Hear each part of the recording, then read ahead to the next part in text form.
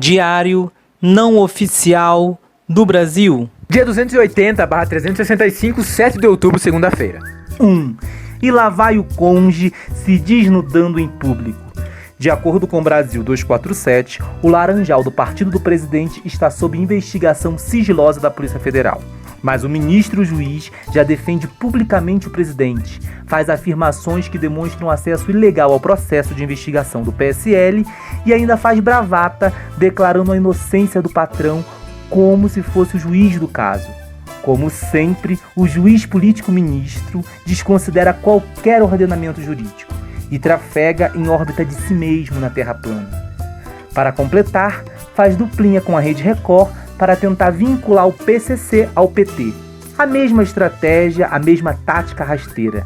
Não foi à toa que os juristas da Associação Brasileira de Juristas pela Democracia criaram a campanha de esclarecimento #MoroMente. 2. O jornal O Globo apresenta uma reportagem sobre o avanço das pretensões políticas da milícia no Rio de Janeiro. Um grampo flagra um policial militar sugerindo a morte de um major que combate o crime. O policial estava a serviço do tráfico, dando detalhes da operação cotidiana do batalhão, antecipando a defesa dos traficantes, sugerindo mortes e fugas. Um trabalho extenso de colaboração entre criminosos e polícias. 9 policiais foram identificados na investigação da Polícia Militar. Relações obscenas parecem a tônica do momento. 3. Uma rádio também ligada ao Grupo Globo informa que o STF tem uma estrutura muito robusta, com uma média de 222 funcionários por ministros. São 11 ministros. O número é interessante. Será que algum deles poderia ser deslocado para ir até a revista Veja e pedir o endereço de Queiroz? A pergunta não é mais onde está Queiroz, mas por que Queiroz tem foro privilegiado? E se não podemos destacar um assessor de Toffoli, por exemplo, para fazer uma visita social e esclarecer alguns pontos com ele?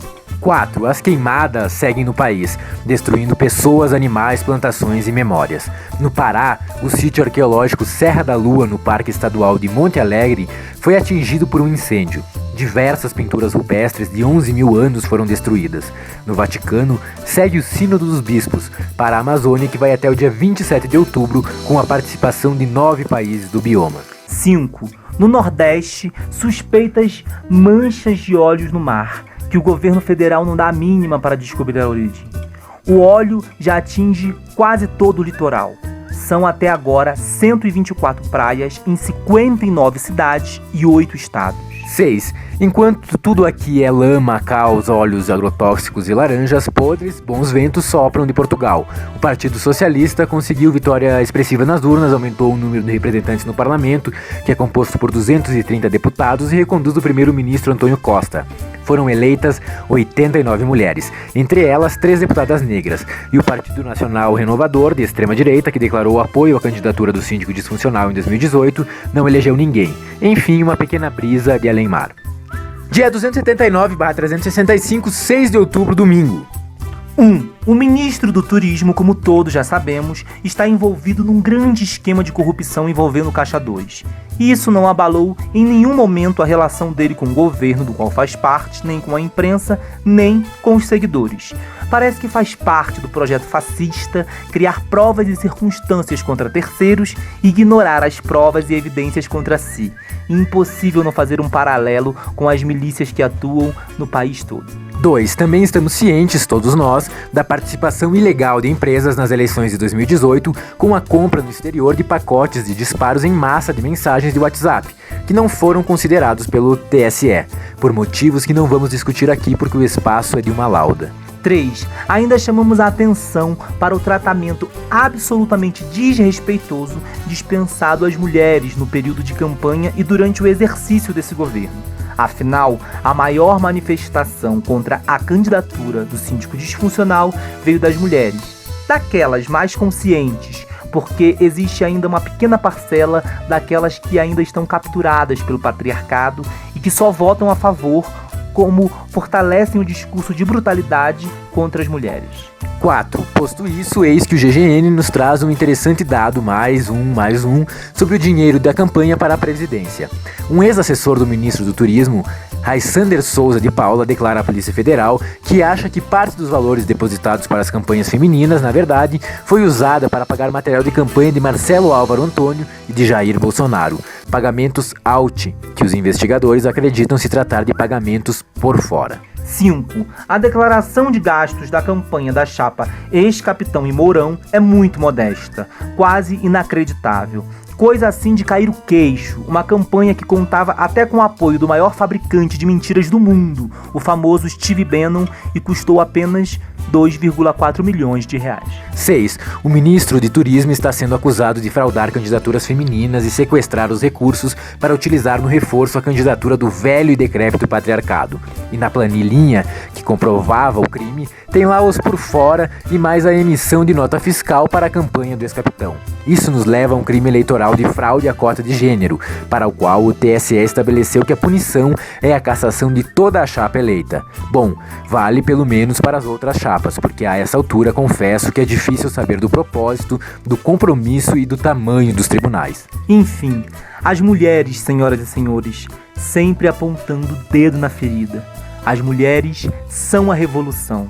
Dia 278/365, 5 de outubro, sábado. 1. Enquanto na matriz Trump bate boca com repórteres e acusa a imprensa de corrupta, aqui o imitador diz a um cidadão comum que quem sabe de Queiroz é a mãe dele. Nenhum dos dois pensa que deve satisfação ao país que supostamente representam. Nada de novo na vulgaridade, falta de decoro e de educação doméstica de representantes de uma cultura da violência, que tentam dar a si próprios o carimbo de nova política. 2. A censura será a arma mesquinha e vingativa do síndico disfuncional que ora ocupa o Planalto. Os seminários, mostras e festivais realizados com patrocínio cultural de empresas estatais estão sendo censurados, a exemplo dos eventos da Caixa e do Banco do Brasil. Mas o cinema nacional brilha fora do país. Foram 6 prêmios hoje no Festival Biarritz América Latina para 4 diretores brasileiros: Maya Danrin, Carinha Inus, Rafaela Camelo e Rodrigo John. Isso deve deixar o ex-capitão furioso, e a França se torna cada vez mais alvo de seus seguidores robóticos. Afinal de contas, lá Lula é livre. Aqui, a cultura da violência e do punitivismo ainda comanda. 3. Não é só o ex-capitão. A parceria da Operação Lava Jato com os Estados Unidos, iniciada muito antes das eleições de Trump, é algo muito pouco esclarecido para a imensa maioria dos cidadãos.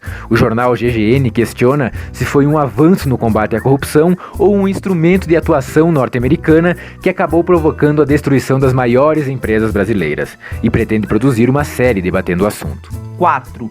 A estranha ação de desmonte das indústrias brasileiras mais competitivas no mercado internacional e seus postos de trabalho, incluindo aí o desmantelamento da Petrobras com a participação direta do governo americano e aprofundamento das gestões pós-golpe 2016, merece que coloquemos lentes de aumento nessa operação que funcionava como um bunker para ocultar pretensões políticas espúrias dos que deveriam ser servidores públicos. 5. E no governo, onde acordos, parcerias e declarações estão sempre sob suspeitas, a União Europeia investiga o acordo Embraer-Boeing e o STF convoca o presidente eleito para esclarecer suas declarações, criminalizando as ONGs como responsáveis pelas queimadas na Amazônia. 6. Amanhã é dia de eleição dos conselheiros tutelares. Lembrem bem o que aconteceu nas eleições passadas. Não se omitam e vamos evitar que fundamentalistas e fascistas sejam maioria para decidirem como zelar por nossas crianças e adolescentes. Dia 277/365, 4 de outubro, sexta-feira. 1. O governo joga seu jogo macabro. Faz e desfaz, avança e recua, diz e desdiz. Como tudo que aprendeu a fazer ao longo do seu tempo no parlamento foi campanha, o palanque não se desfaz nunca. Tudo se resume a um balão de ensaio para 2022 e a tomada de prefeituras em 2020. 2. Como não sai dessa eterna campanha, o projeto não tem relevância e sua composição é bizarra. Se o ocupante do cargo não estiver sob suspeita de um crimezinho, não interessa. Vejamos o caso do ministro do Turismo. Não basta ser acusado pelo Ministério Público Estadual de Minas Gerais, não basta ser indiciado pela Polícia Federal, deverá continuar ministro, desafiando todas as leis, inclusive as da gravidade. Nesse governo, ninguém cai. 3. No seio da família, os bolsofilhos, de acordo com o DCM, processam uma corretora de valores por perdas financeiras de um valor inexistente nas suas declarações de bens. São os subterrâneos da família que, além de participar de rachadinhas e operações com laranjas, omite bens nas declarações obrigatórias da Justiça Eleitoral. 4. O rapaz que atualmente ocupa a pasta da educação, depois de promover cortes orçamentários significativos e atuar para o estrangulamento de diversas universidades federais, programas de pesquisas e bolsas, faz um pingadinho de retomada das bolsas. Fala em mérito, sem saber o que fala. O firme propósito é de desqualificar, chantagear e ideologizar a educação pública. 5. A pasta da cultura também está na borda da terra plana. Um desqualificado na Funarte entrega espaços culturais para fundamentalistas religiosos. A Caixa vai censurar os projetos culturais, o cinema segue estrangulado, os filmes que não agradarem ao ex-capitão sofrerão cortes. Corremos realmente o risco de assistir nos cinemas a consolidação definitiva do refúgio da indústria cultural americana, que vai muito bem, obrigado. 6. E como não pode manter sua toxicidade apenas no simbólico e na verborragia, o síndico disfuncional liberou mais 57 agrotóxicos para as nossas mesas. Agora, já são 382 produtos liberados esse ano. Segundo a Folha de São Paulo, cerca de 30% desses produtos não têm registro ou foram banidos da União Europeia. É a necropolítica em estado bruto, não é líquido, não dissolve no ar. Dia 276/365, 13 de outubro, quinta-feira. 1. Ahá, uhu, Paris é nossa. Enquanto certo príncipe, nem tão regente, conta que se sente em casa em Paris, em um inexplicável apartamento de 11 milhões de euros, é o presidente Luiz Inácio Lula da Silva quem receberá da Cidade Luz o título de cidadão honorário. E sim, ele não cabe naquela cela em Curitiba porque não pode ser mesquinhamente aprisionado em nenhum espaço físico. 2. Nessa temporada do mundo da Terra plana, cada vez menos tupiniquim, parece que estamos no campo do sobrenatural, do karma, das respostas do universo. Impagável ver um membro do STF usar o PowerPoint do procurador PowerPoint contra o procurador PowerPoint e de quebra ler trechos inteiros da reportagem do Intercept Brasil com os inacreditáveis diálogos que desnudaram a natureza corrupta da operação. O partido da Lava Jato foi definido por esse mesmo membro do STF, de acordo com o jornal GGN, como uma verdadeira máquina de provas ilícitas para enganar o judiciário e o próprio STF. 3. Também são dignos de folhetim os capítulos protagonizados pelo ex-procurador-geral da República. Aquele que agora fala tudo, da geladeira com bebidas alcoólicas, de todos os tipos dentro do gabinete funcional para os momentos de tensão, a trama mentirosa para derrubar um governo legalmente constituído pelo voto livre dos brasileiros, tudo revelado à luz do dia, sem pudor. 4. O Ministério Público Estadual do Rio de Janeiro cumpriu mandato de prisão contra 5 pessoas suspeitas de envolvimento no assassinato da vereadora Marielle Franco e do motorista Anderson Gomes. Todas as pessoas são ligadas ao sargento Rony Lessa, reformado da Polícia Militar e vizinho do atual presidente eleito, apontado como o assassino da vereadora. Informação do jornal Brasil de Fato. 5. No Rio de Janeiro, a milícia polícia, o braço armado do governador Sniper, tem a ousadia de tentar destruir as provas do assassinato da menina Ágata Vitória. Reportagem da revista Carta Capital informa que o hospital Getúlio Vargas, onde Ágata Vitória foi operada, foi invadido por um bando de policiais militares armados para tentar se apropriar do projétil que matou a criança.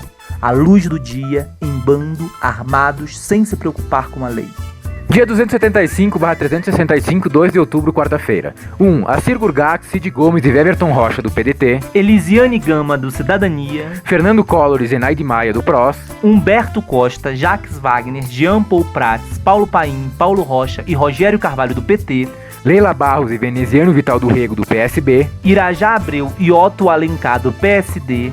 Randolfo Rodrigues e Fabiano Contarato, da Rede. Renan Calheiros, do MDB, foram os 19 senadores que votaram contra a reforma da Previdência. 2. Ironicamente, ontem, no Dia Internacional do Idoso, a proposta do Congresso foi que os homenageados caminhem para um fim da vida sem dignidade e na pobreza.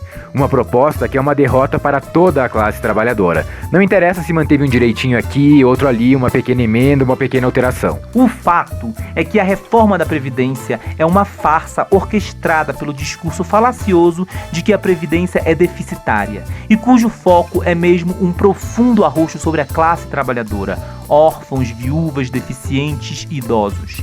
Sela-se um país sem futuro, um país de extorsão dos que envelhecem. 3. Por falar em extorsão, a rede Goebbels acompanhou a ação da Polícia Federal no cumprimento de 14 mandados de prisão contra funcionários da Receita Federal. Os funcionários, entre eles o auditor supervisor nacional da equipe especial de programação da Lava Jato, são acusados de extorquir os investigados pelo partido da Lava Jato. A polícia informa que a extorsão já durava 3 anos. O combate à corrupção como capa de uma operação corrupta. O filme está ficando cada vez mais roteiro classe B e a franja da Lava Jato começa a cair. 4. O judiciário brasileiro está repleto de casos dessa natureza. O sítio do Intercept Brasil apontou 21 casos em que comprovadamente houve venda de sentenças por valores que variaram de 750 a 400 mil reais, envolvendo juízes, desembargadores e até corregedores. Em outros 13 casos pesquisados, há indícios de que o magistrado tenha recebido dinheiro em troca de uma decisão. Os magistrados condenados por venda de sentenças, que até o momento são apenas 11, foram severamente punidos com uma aposentadoria compulsória, com todos os privilégios que o judiciário acumula mantidos em seus proventos vitalícios. Algo em torno de 30 mil reais mensais em média. 5. O jornal Brasil de Fato informa que o senador Tasso Gereissati, do PSDB, relator da reforma da Previdência no Senado, não abriu mão da possibilidade de aposentadoria especial pelo Plano de Seguridade Social dos congressistas, que permite aposentadorias de parlamentares com proventos mensais de até R$ 33.763. Enquanto a aposentadoria para o comum dos trabalhadores chega no máximo a R$ 5.839,45. Do caos à lama, da lama ao caos. Dia 274/365, 1º de outubro, terça-feira. 1.